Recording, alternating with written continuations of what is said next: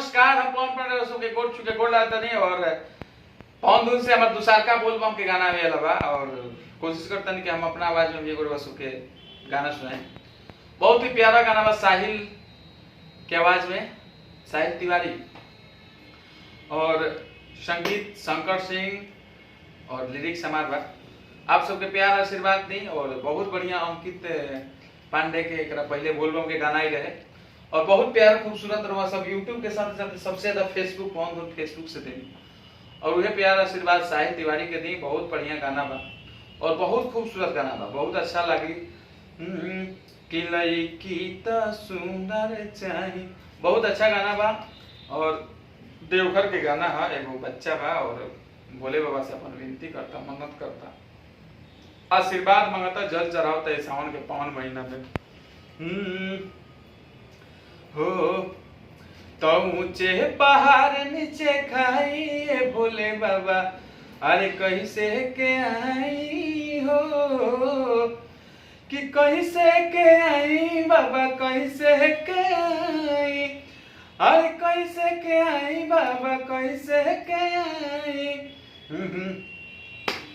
अरे आई के जलवा चढ़ाई भोले बाबा, कैसे के आई हो कि ऊंचे पहाड़ नीचे खाई भोले बाबा, कैसे के आई हो।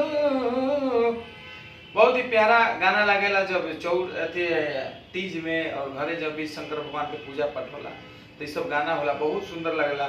कि काले के शिव के मना ई हो शिव मानस नहीं, अरे मानस नहीं शिव मानस नहीं, कि मानस नहीं शिव मानस नहीं। कि काले के शिव के मना ई हो शिव मानस नहीं, कि भंगियाद अरे मेवा मलाई शिव के मन ही न भावे, कि मेवा मलाई शिव के मन ही न भावे। अभंगिया के गोला कह पाई हो शिव मानस नहीं हो, अरे काले के शिव के मनाई हो शिव मानस नहीं।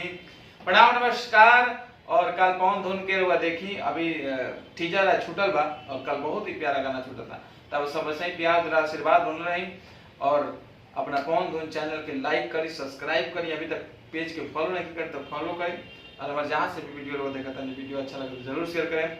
नमस्कार, प्रणाम, जय माता दी, हर हर महादेव, काशी विश्वनाथ बाबा महेंद्रनाथ, जय हो बाबा बैजनाथ।